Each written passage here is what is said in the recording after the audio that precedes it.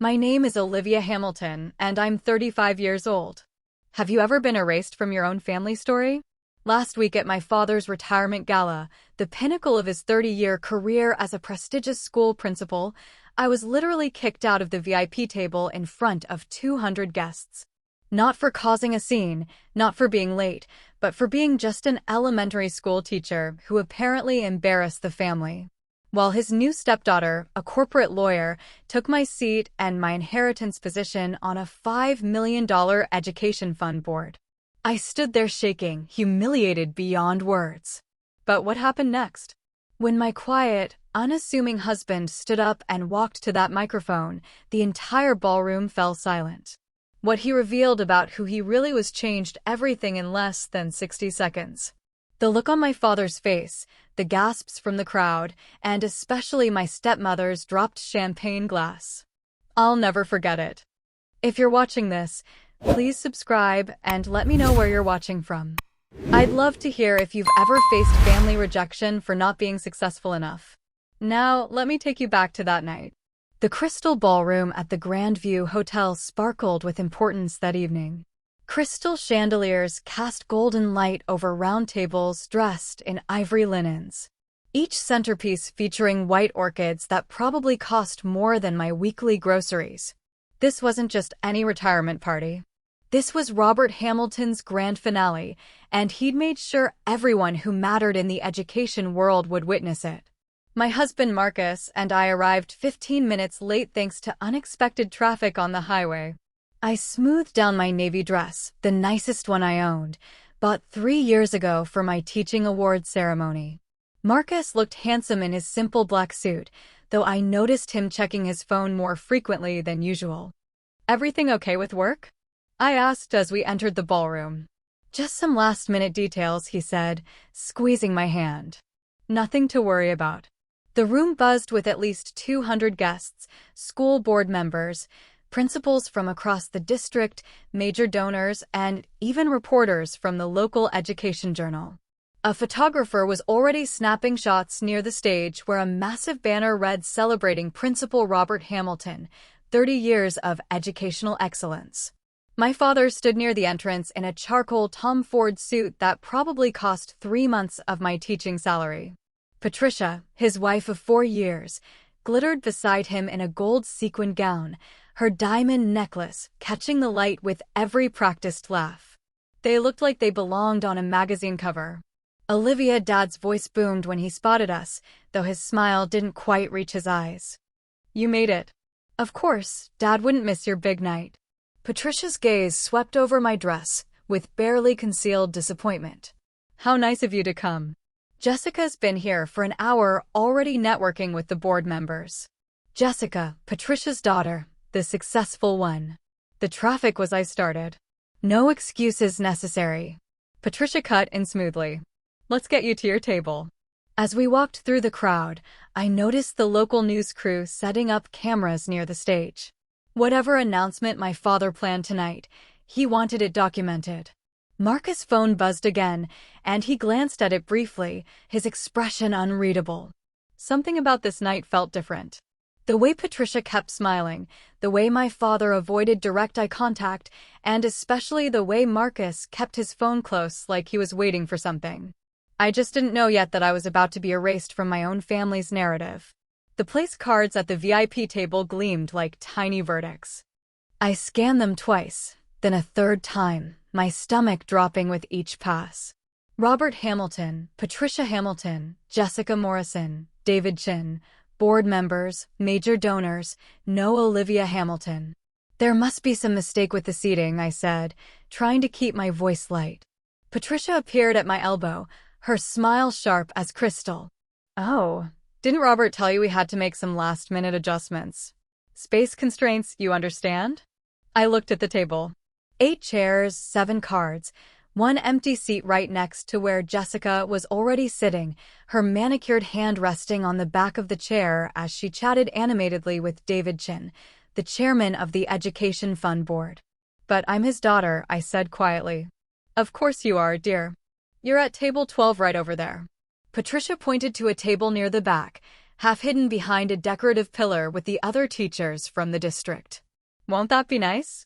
You'll have so much in common to discuss. Marcus's jaw tightened beside me. This is her father's retirement dinner. And we're so glad you both could come, Patricia responded smoothly, already turning away. Jessica, darling, tell Mr. Chin about your latest case win.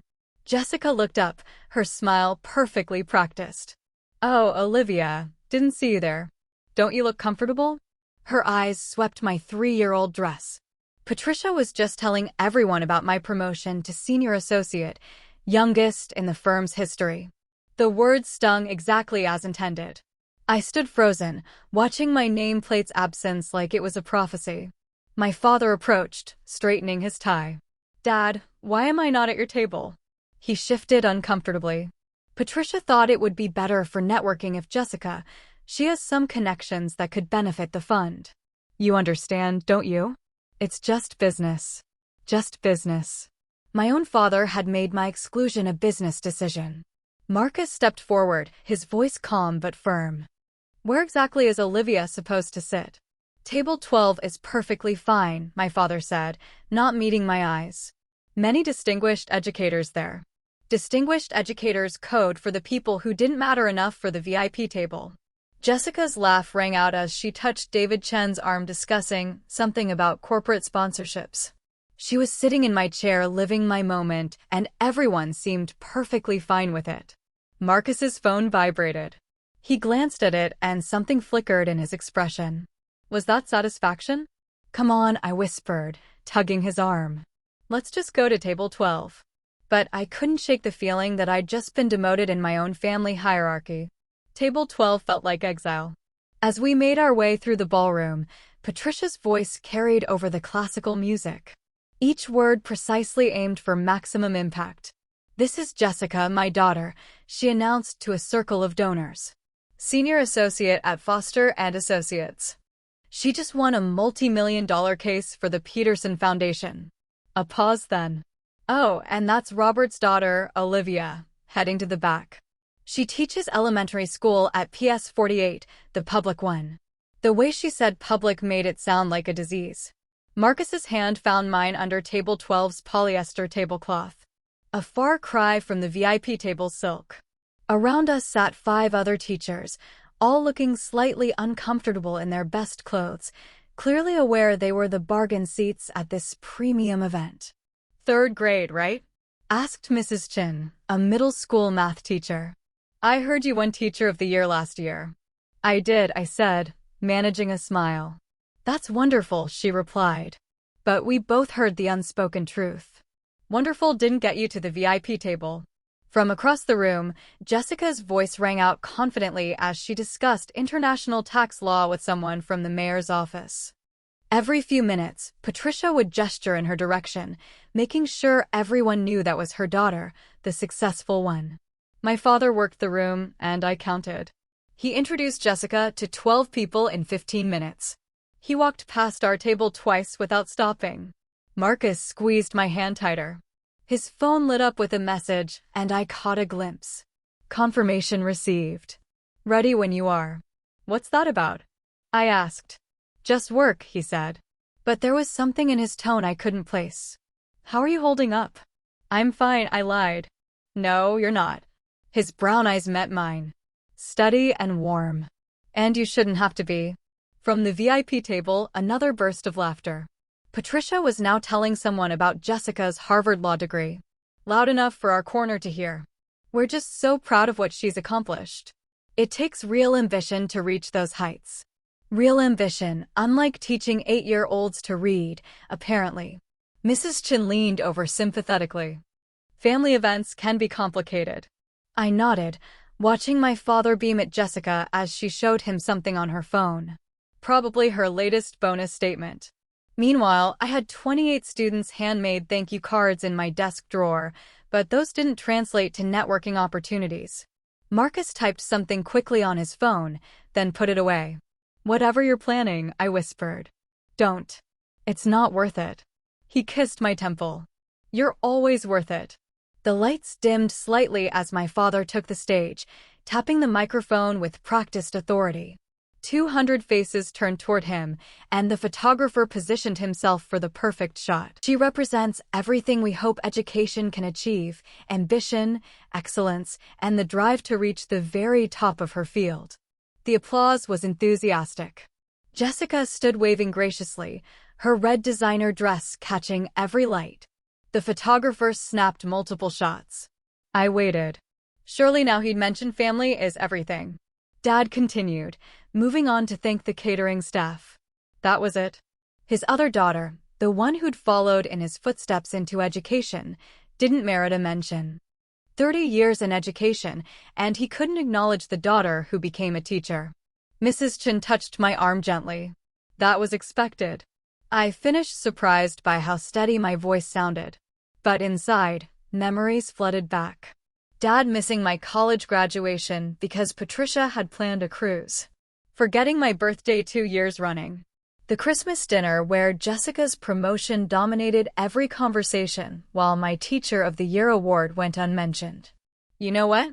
Marcus said suddenly, his voice carrying an odd note. I just remembered something. What? The first time you told me about winning that teaching award, you were so excited you called your dad immediately. He paused. He said he'd call you back. Did he ever? The answer sat between us, heavy as stone. No, he never called back. On stage, Dad was now telling a funny story about his first day as principal. The crowd laughed warmly.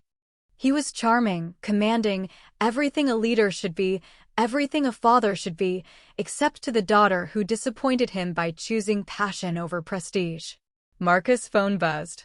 He read the message, and for the first time tonight, he smiled. What? I asked. Just remembering why I married a teacher, he said. And why that matters more than anyone in this room realizes.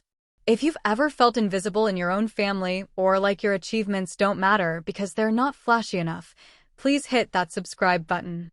Your support means everything, and I'd love to know. Have you ever had to stand up to family members who didn't value you?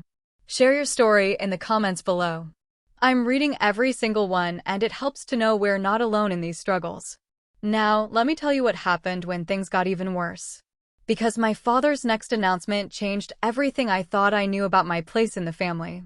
My father returned to the microphone, his expression shifting to what I recognized as his important announcement face, the same one he'd worn when telling me about marrying Patricia.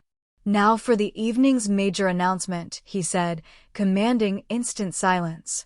As you know, the Hamilton Education Fund has received a generous commitment of $5 million from Tekadu Corporation. Appreciative murmurs rippled through the crowd. $5 million was substantial even for this well-heeled audience. This fund will provide scholarships and resources for emerging educational leaders, Dad continued. And tonight I'm thrilled to announce who will take my seat on the fund's board of directors when I retire. My breath caught. This was it. The position he'd promised me 3 years ago when the fund was first established. When I retire, Olivia, you'll carry on the family tradition, he'd said. Your classroom experience will be invaluable. After careful consideration, Dad said, his voice swelling with pride, I'm delighted to announce that Jessica Morrison will be joining the board as my successor. The room erupted in applause. Jessica stood, smoothing her red dress, waving like she'd just won an Oscar. Patricia beamed, dabbing at her eyes with theatrical precision. I sat frozen, unable to process what I just heard. 3 years of preparation, 2 years of research into teacher scholarship programs, countless proposals I drafted for innovative classroom funding. Gone. Jessica brings a unique perspective, Dad continued. Her legal expertise and corporate connections will help the fund grow beyond anything we've imagined. Legal expertise for an education fund to help teachers. Marcus's hand gripped mine so tightly it almost hurt. That position was yours. I know, I whispered. But it was worse than just losing the position. This fund would determine scholarship allocations for hundreds of teachers across the state. Teachers like me who Jessica had probably never spoken to outside of tonight. She didn't know the difference between Common Core and state standards. She'd never spent a day in a classroom. Furthermore, Dad added, Jessica will be working closely with our primary sponsor, Tech Edu Corporation, to ensure their vision aligns with our goals.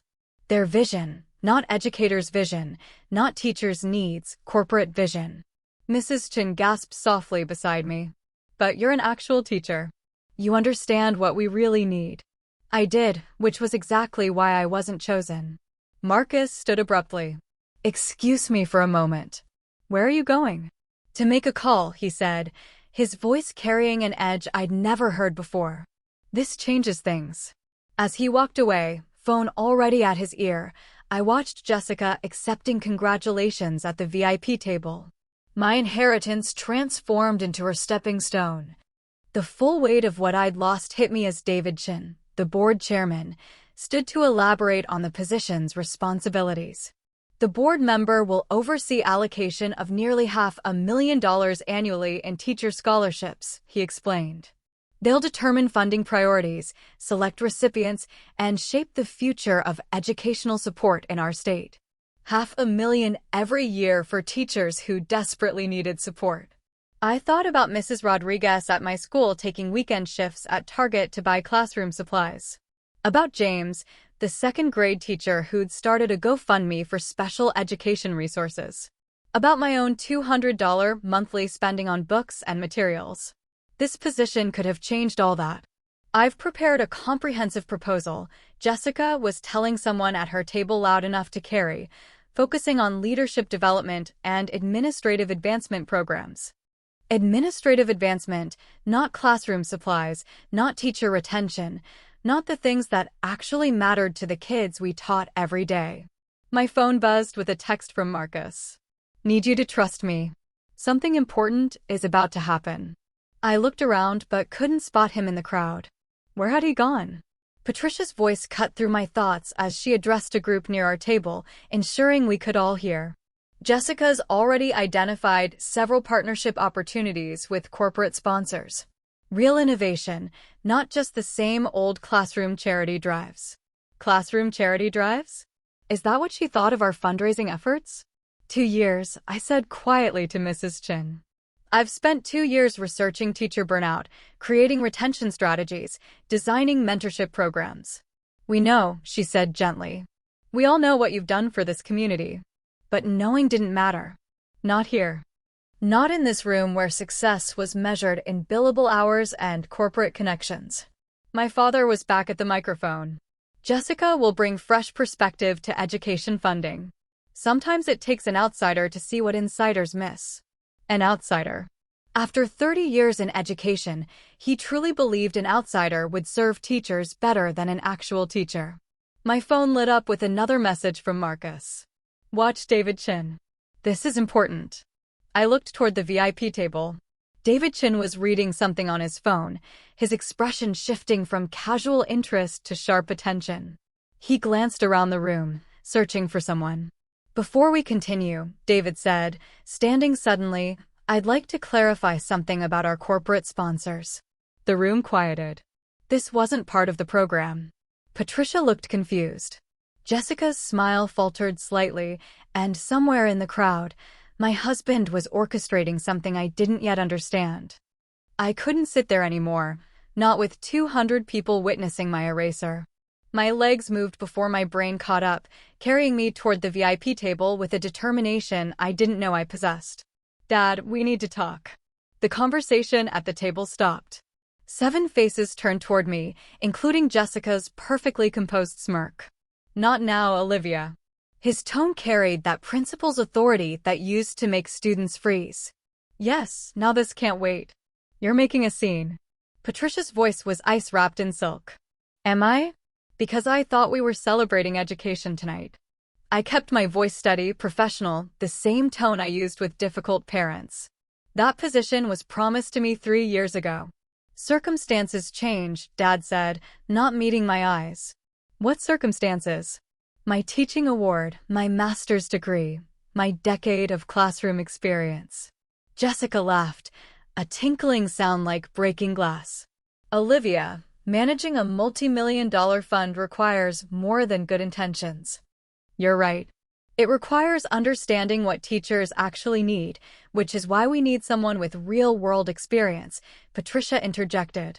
Real-world experience. The words came out sharper than intended. I teach 28 eight-year-olds every day. I buy supplies. You're no longer welcome here. The words hit harder than any slap. No longer welcome at my own father's retirement. As security approached, a calm voice cut through the tension. That won't be necessary. Marcus appeared beside me, his presence steady as a lighthouse. He addressed the security guards with quiet authority. We're leaving voluntarily. But first, Mr. Hamilton, one question. Dad glared at him. What? Do you know who your primary sponsor actually is? The CEO of Tech Edu Corporation. Of course, some tech executive. What is that interesting? Very interesting. Marcus' smile was subtle but unmistakable. Shall we go, Olivia? Something in his tone made everyone pause. The security guards flanked us as we walked through the ballroom, 200 pairs of eyes tracking our humiliation. Someone whispered, "Is that his actual daughter?" Another person held up their phone, live streaming the spectacle. "You're embarrassing yourself," Patricia called out loud enough for everyone to hear. This is what happens when you can't accept your limitations. I stopped walking, turned back. The entire room held its breath. My limitations? Some people are meant for greatness, Jessica added, standing now, her voice carrying that courtroom confidence. Others are meant for us simpler things. There's no shame in being ordinary, Olivia. Ordinary. The word hung in the air like a verdict. Teaching is noble work, Patricia continued with fake sympathy. But let's be honest, anyone can teach elementary school. It takes real talent to succeed in law or business. Anyone can teach. I thought of Tommy, my student with dyslexia, who'd finally learned to love reading. Of Sarah, who'd overcome selective mutism in my classroom, of the 17-hour days, the differentiated instruction, the child psychology courses, the endless patience required to shape young minds. You're right, I said quietly. Anyone can stand in front of a classroom. Not everyone can teach. There's a difference. Dad stood up at the VIP table, his face burgundy with rage. Security, escort them out now. Robert David Chin interjected. Perhaps we should stay out of this, David. This is family business. Family business. Being publicly humiliated was family business. The guards moved closer and one touched my elbow. Ma'am, we need you to leave. Don't touch my wife. Marcus's voice was still wrapped in velvet. The guard immediately stepped back. Or what? Dad challenged. You'll both leave? Please do. Jessica's announcement is the only one that matters tonight. Marcus pulled out his phone, typed something quickly. You're absolutely right, Robert. Jessica's announcement does matter. In fact, it matters to quite a few people. What's that supposed to mean? Patricia demanded. You'll find out. Marcus pocketed his phone. David, you might want to check your email. I just sent you something important. David Chin frowned, pulling out his phone. His eyes widened as he read. What did you? Dad started. Nothing that wasn't already in motion. Marcus said calmly. Olivia, let's go. We don't need to be here for what happens next. As we walked toward the exit, I heard David Chen's urgent voice. Robert, we need to talk now. The last thing I saw was my father's confused face as David Chen showed him something on his phone and Patricia's perfectly composed expression beginning to crack. We were almost at the ballroom doors when Marcus stopped abruptly. Actually, I've changed my mind. He turned back toward the room, his stride purposeful. I'd never seen him like this. Usually my husband was the quiet one, content to support from the sidelines. But something had shifted. Marcus, what are you doing? Something I should have done the moment they changed your seat. He walked straight to the stage, taking the stairs two at a time.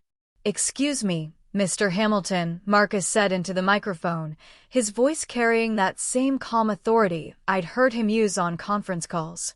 One quick question before we go. Dad looked ready to explode. Get off that stage. Just one question. You mentioned Tech Edu Corporation is providing $5 million to your fund. That's quite impressive. Do you know much about Tech Edu? What kind of question is that? Patricia shrieked. Security.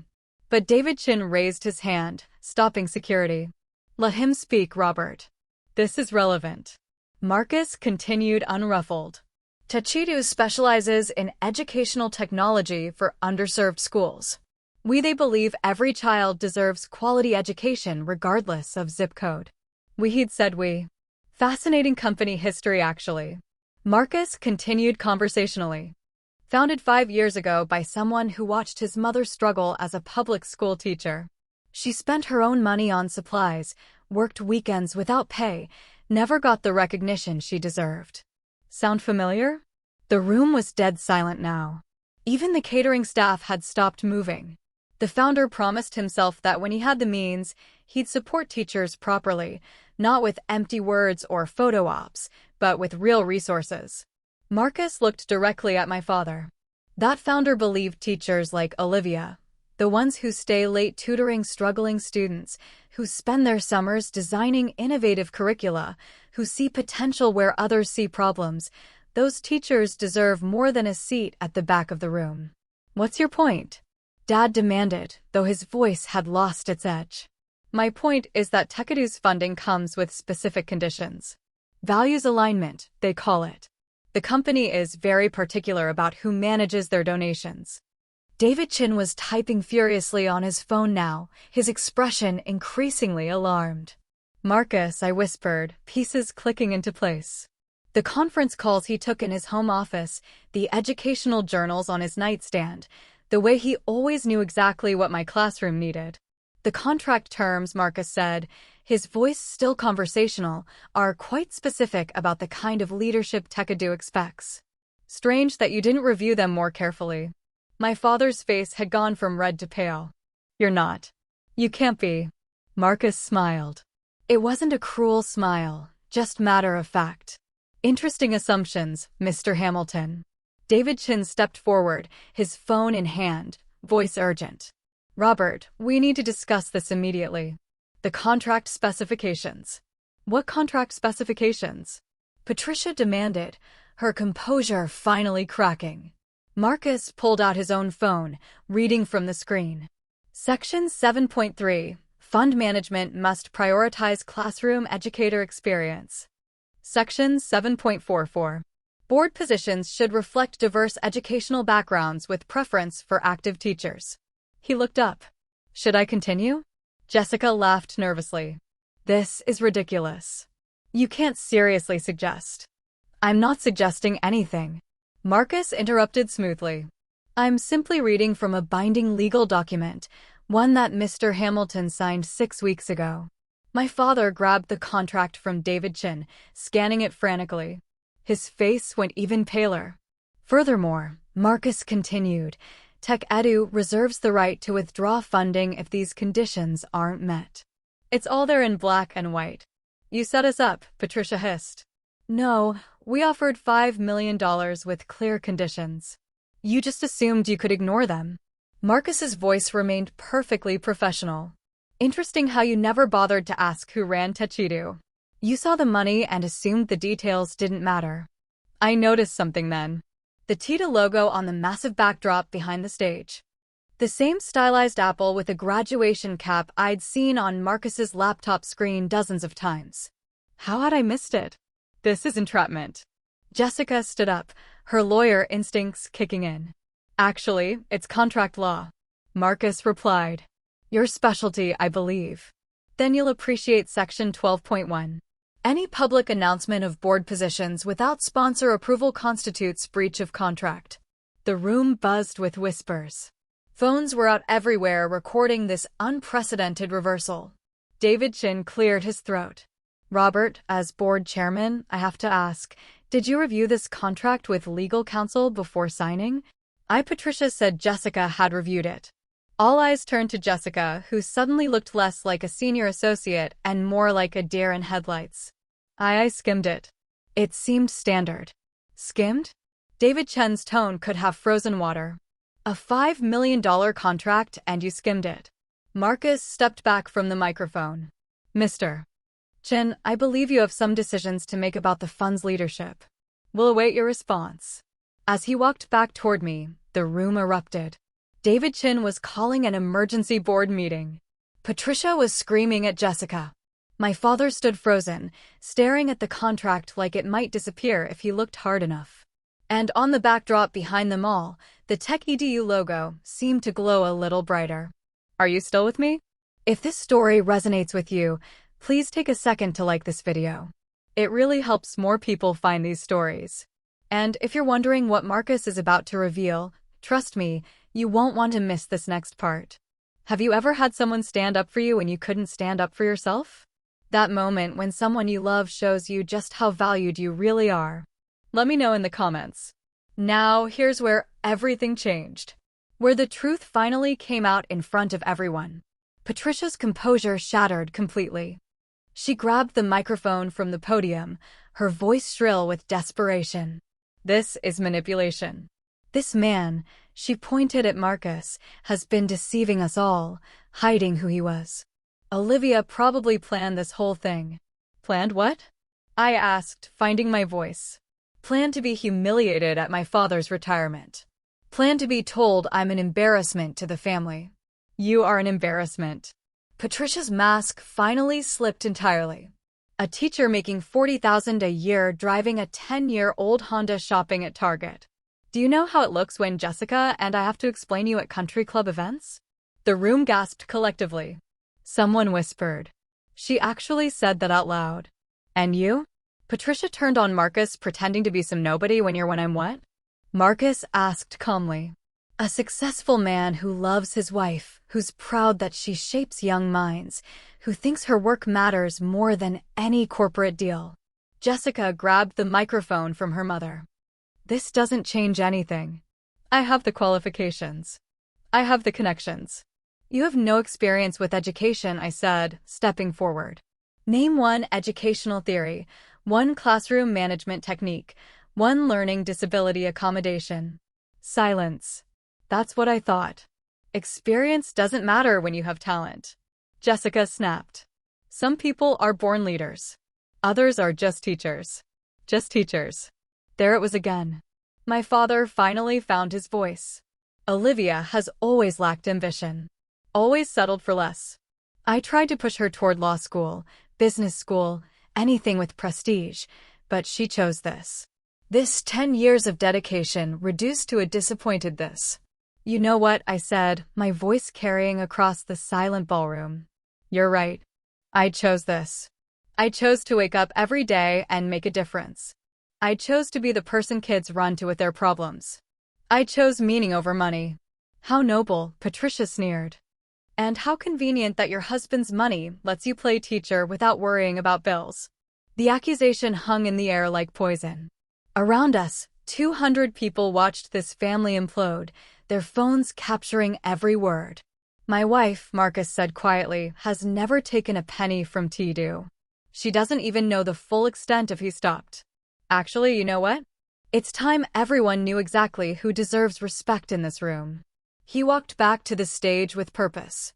And this time, no one tried to stop him. Ladies and gentlemen, I have an announcement. Marcus stood at the podium with a quiet confidence I'd seen him display only in our most private moments when he talked about changing education, about making a difference. The ballroom fell completely silent. My name is Marcus Hamilton, he began.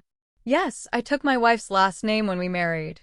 She doesn't know this, but it was because I wanted to honor the only Hamilton who actually understands what education means. My breath caught. He'd never told me why he'd taken my name. 5 years ago, I watched my wife come home crying because she'd spent her entire paycheck on books for her classroom. That same night, she stayed up until 3 a.m. creating individualized learning plans for each of her students. His voice carried across the room with devastating clarity. That's when I decided to build something that would support teachers like her. Every CEO in this room, Marcus continued, his gaze sweeping the crowd. Every lawyer, every successful person here, we all started with a teacher. Someone who saw potential in us. Someone who stayed after school to help us understand. Someone who believed in us when we didn't believe in ourselves. David Chin nodded slowly, his expression thoughtful. But we forget them, don't we? We achieve success, and suddenly those teachers become embarrassments. Not impressive enough for our galas, not worthy of our VIP tables. This is grandstanding, Patricia protested weakly. No, Marcus replied. This is truth. Olivia has touched more lives in 1 year of teaching than most of us will in entire careers. Her students write to her years later. Parents credit her with changing their children's trajectories. But tonight, she wasn't good enough for the family table. He pulled out his phone, projecting something onto the screen behind him. It was a photo, my classroom, walls covered with student artwork, achievement certificates, and thank you letters. This is what real success looks like. This is what actually matters. His voice grew stronger. And if Robert Hamilton can't see that, if he values networking over knowledge, prestige over purpose, then he doesn't deserve what TechEdu offers. You can't withdraw funding over personal issues, Jessica called out, her lawyer instincts kicking in. Marcus smiled slightly. I'm not withdrawing anything over personal issues. I'm withdrawing it over values misalignment. Section 3.2 of the contract. The sponsor reserves the right to redirect funds if the recipient organization fails to demonstrate commitment to classroom educator support. Redirect? David Chin asked sharply. Redirect where? Marcus looked directly at me, and for the first time that night, his professional mask slipped, revealing pure love and pride. To someone who actually deserves it. I should properly introduce myself, Marcus said, his voice carrying absolute authority. Now, I'm Marcus Hamilton, founder and CEO of TechEdu Corporation. The ballroom erupted. Gasps, exclamations, chairs scraping as people stood for a better view. The photographer's camera clicked rapidly, capturing the moment my father's empire crumbled. Which you violated the moment you announced Jessica's appointment without sponsor approval. Your own lawyer should have caught that. He glanced at Jessica. Oh, wait. The irony was devastating. Jessica's incompetence had given Marcus the perfect exit clause.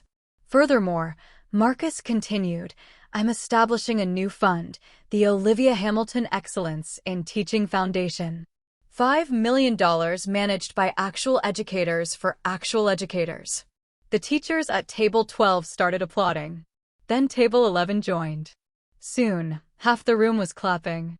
All the educators who'd been relegated to the back. All the ordinary people who actually understood what mattered. David Marcus addressed the board chairman. I'd like you to consider chairing the new foundation. We need someone with your integrity. David Chin looked between Marcus and my father, his decision clear. I'd be honored. This is theft, Patricia screamed. We'll sue. Please do. Marcus said calmly. I'm sure the publicity will be wonderful for everyone involved. Principal's wife calls teachers embarrassments. Has such a nice ring to it. My father stood slowly, his dignity in tatters, his legacy destroyed in minutes. Olivia, you've ruined everything. But I wasn't looking at him anymore.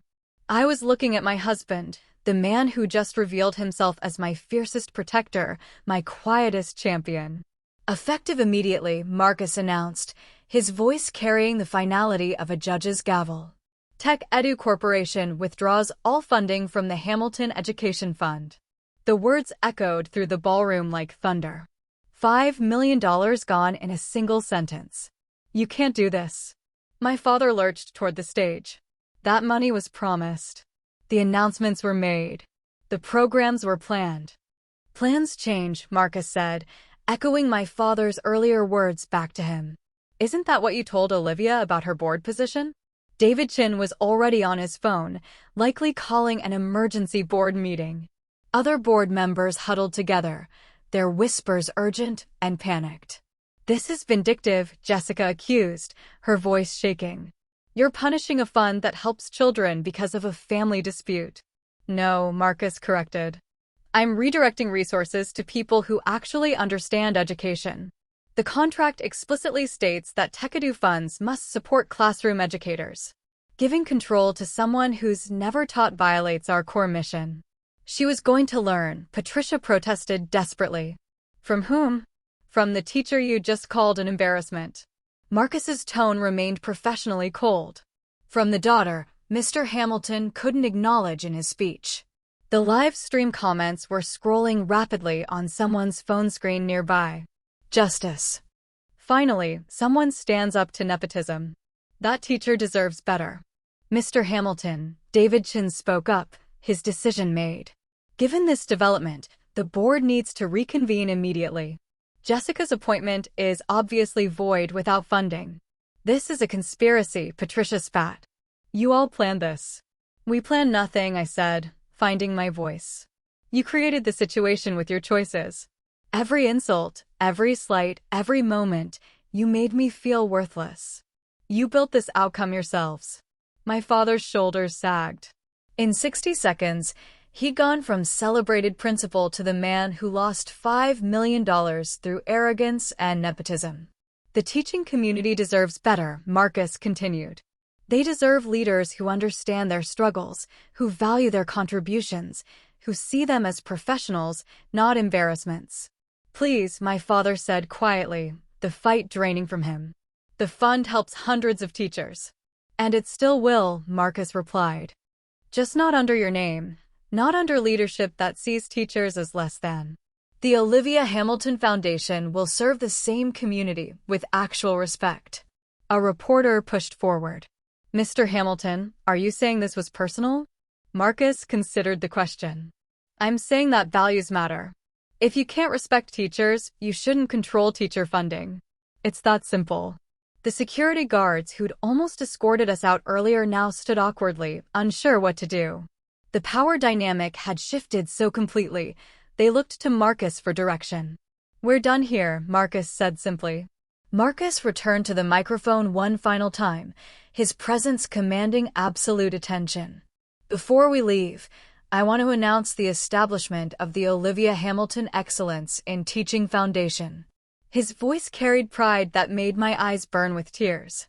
$5 million dedicated to supporting classroom educators who do the real work of shaping our future. The teachers at table 12 rose to their feet applauding. Mrs. Chin was crying openly. This foundation will provide grants for classroom supplies, fund continuing education, and offer mental health support for teachers facing burnout. Marcus looked directly at me. It will be chaired by someone who understands what teachers actually need because she is one. You want me to? I couldn't finish the sentence. If you'll accept, Marcus said softly. Though I should mention, I never told you about Tekadu because I wanted you to love me for me, not for this. I know, I whispered, remembering all the times he'd supported me without fanfare, without recognition, without need for credit. This is outrageous. Patricia's voice cracked with desperation. You can't just create a competing foundation. It's not competing, Marcus corrected. Your fund no longer exists without funding. This is a replacement. David Chin stepped forward. For what it's worth, the board members who actually care about education would be honored to serve under Mrs. Hamilton's leadership. 30 teachers in the room stood up. A wave of movement from the back tables, then support staff, then several parents I recognized. Soon nearly half the room was standing.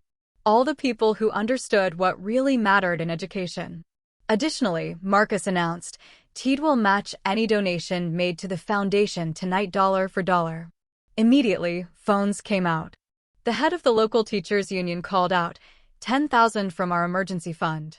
20,000 from the Parent-Teacher Association, someone else shouted. Within minutes, pledges totaling $300,000 filled the air. With matching, we'd raised over $500,000 in addition to the base funding. Jessica stood frozen, watching her carefully planned future crumble. The board position, the prestige, the networking opportunities, all evaporating because she'd skimmed a contract. This won't stand, she said weakly. There are legal implications. You're right, Marcus agreed. Your firm will probably want to discuss how their senior associate missed crucial contract terms that cost a client $5 million. That does have legal implications. Her phone rang again. She looked at the screen and didn't answer. Mrs. Hamilton, David Chin addressed me formally. Would you accept the position of founding chair? I looked at my father, who sat defeated at his VIP table, his grand retirement transformed into public humiliation, then at Marcus, who'd protected me while respecting my independence. I accept. Jessica's phone wouldn't stop ringing. Each call she declined made the next one come faster. Finally, she had to answer. Yes, Mr. Richardson.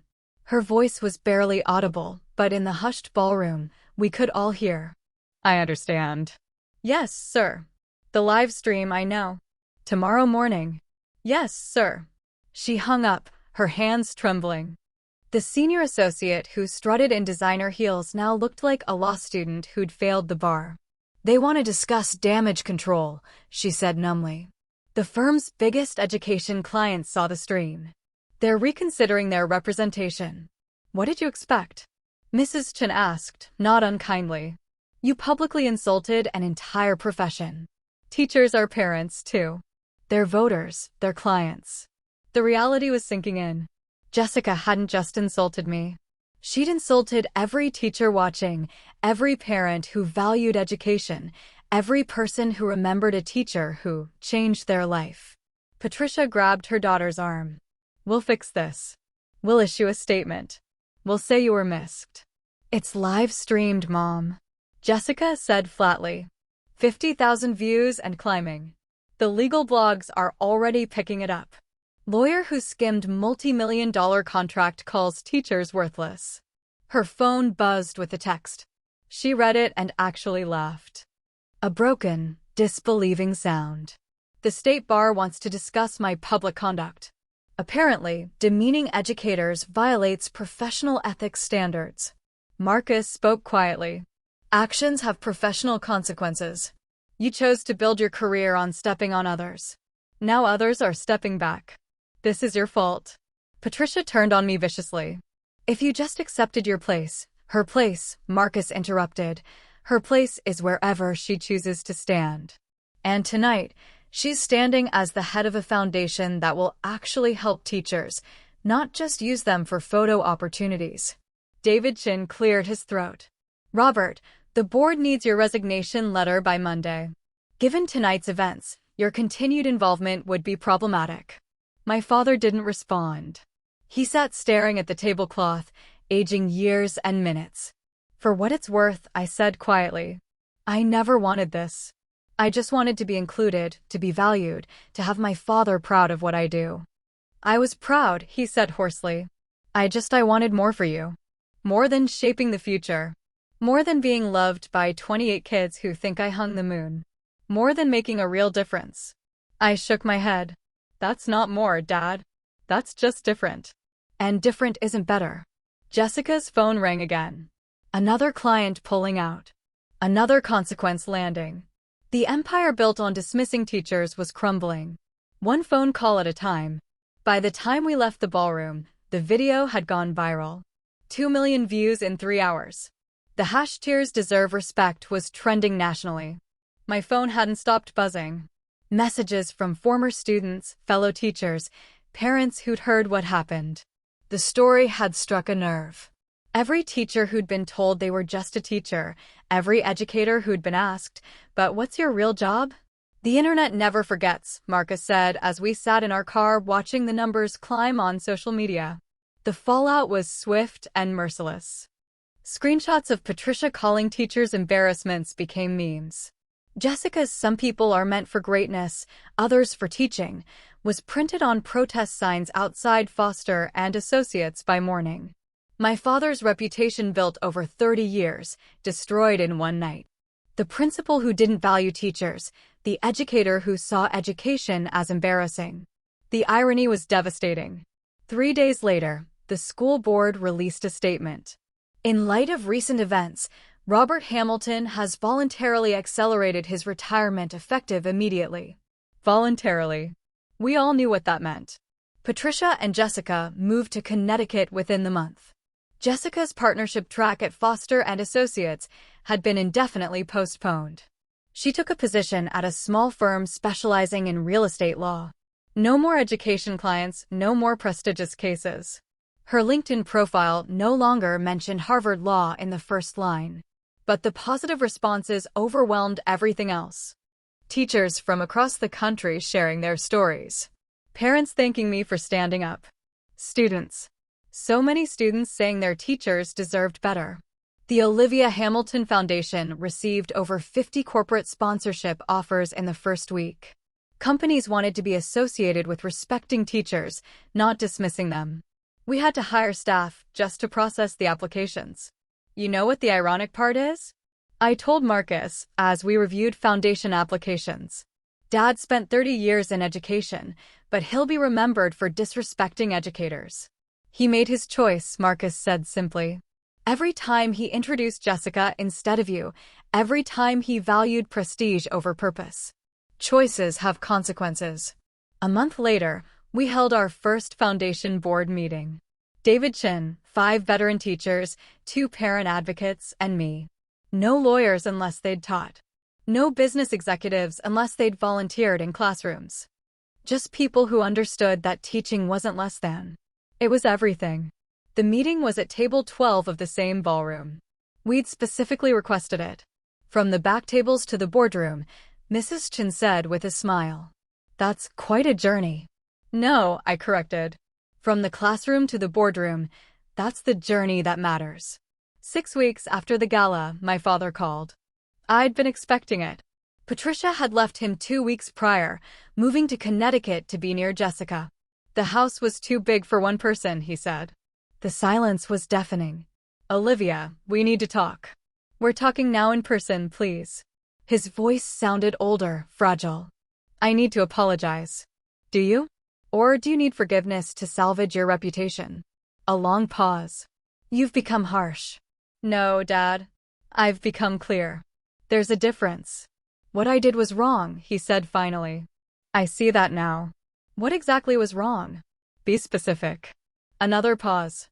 I could picture him struggling, still unable to fully admit his failures. I shouldn't have given Jessica your position. And I shouldn't have excluded you from the VIP table. And Olivia, please, you've made your point. You've destroyed everything. My reputation, my retirement, my marriage. I destroyed nothing. I interrupted. You did that yourself. Every choice you made led to that moment. I just stopped protecting you from consequences. You're my daughter. Doesn't that mean anything? It meant everything to me. But what did it mean to you? Was I your daughter when you forgot my birthday twice? When you missed my teaching award ceremony for Patricia's book club? That's not fair. When you introduced Jessica as the daughter you're proud of, when you called my career an embarrassment, was I your daughter then? Silence stretched between us. Years of hurt condensed into seconds. What do you want from me? He asked finally. Nothing. That's the point. I don't need anything from you anymore. So that's it. You're cutting me off? I'm setting boundaries.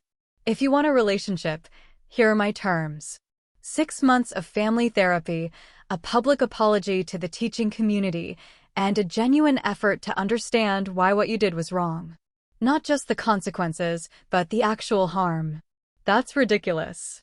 I'm not going to therapy like some, then we're done. Your choice, Dad, just like it's always been your choice. You've changed, he said bitterly. Marcus has turned you against me. No, Dad. Marcus showed me I deserved respect. You showed me you wouldn't give it. That's not the same thing. I hung up gently. No anger, no satisfaction, just peace. He didn't call back. Didn't meet my terms. Made his choice again. And for the first time in my life, valued for myself, not his money. He'd wanted my father to see my worth without knowing about Tachidu. Any regrets? I asked him one evening as we reviewed foundation applications together. Only one, he said. I wish I'd stood up for you sooner. You stood up when it mattered most. We'd been trying for a baby for 2 years. The stress of family drama hadn't helped. But now, with peace in our lives, with boundaries firmly set, something shifted. The test showed 2 lines. A teacher's baby, Marcus said, his hand on my still flat stomach. They're going to change the world. Every baby changes the world, I corrected. Teachers just help them realize it. My father hadn't met my terms. No therapy, no apology, no effort to understand. Patricia sent occasional nasty emails that went straight to spam. Jessica had reinvented herself as a work-life balance coach on Instagram, never mentioning her legal career. But I had 28 8-year-olds who thought I was magic. A husband who saw my true worth, a foundation helping thousands of teachers, and now a baby on the way. Different wasn't less than. It was everything. Looking back now, I realize the most important lesson from that night wasn't about revenge or justice. It was about recognition, not from others, but from ourselves. Your worth isn't determined by someone else's inability to see it. Read that again. Your worth exists regardless of who acknowledges it. I spent 35 years seeking my father's approval, measuring my success through his eyes. But teaching isn't less than law. Caring isn't less than competing. Service isn't less than status. These are different paths, not different values. The hardest boundary I ever set wasn't with my father. It was with myself. The boundary against self-doubt, against internalized criticism, against believing that choosing purpose over prestige made me less than. Marcus didn't save me that night. He revealed what was already true. That my work mattered. That my choice had value. That the 28 kids who learned to read in my classroom were just as important as any corporate merger. The foundation has grown beyond anything we imagined. But you know what makes me proudest? Last week, one of my former students became a teacher. She said, "Mrs. Hamilton, you showed me that teaching is a superpower." It is. Every teacher reading this, watching this, living this, you have superpowers. You shape minds. You build futures. You catch children when they fall and teach them to fly. That's not ordinary. That's extraordinary. My father and I haven't spoken in 8 months. Maybe we never will. But I've learned that family isn't about blood. It's about respect. It's about the people who see your worth when you're doubting it yourself. It's about the husband who builds an empire to honor your work. It's about the students who write thank you letters 10 years later. For those of you facing similar situations, whether it's family, friends, or colleagues who diminish your choices, remember this. Their inability to see your value doesn't diminish it. Their need to rank worth by salary doesn't define it. Their discomfort with your joy doesn't destroy it. Set your boundaries with love, but hold them with steel. You deserve to be celebrated, not tolerated. You deserve to be valued, not compared. You deserve respect for the path you've chosen, especially when that path serves others. And sometimes, just sometimes, the universe conspires to give you a Marcus, someone who sees you, values you, and when necessary, reveals the truth about your worth to the world. But even if it doesn't, even if you're standing alone at table 12 while others sit at the VIP table, remember that your worth isn't determined by your seat assignment. It never was. Thank you so much for listening to my story. If it touched you in any way, please subscribe and hit the notification bell. I share stories like this every week. I'd love to hear from you. Have you ever had to choose between family approval and self-respect? What would you have done in my situation? And teachers, what's the most dismissive thing someone said about your profession? Let's celebrate each other in the comments. Remember, you deserve to be valued for who you are, not who others want you to be. Until next time, stay strong and keep setting those boundaries.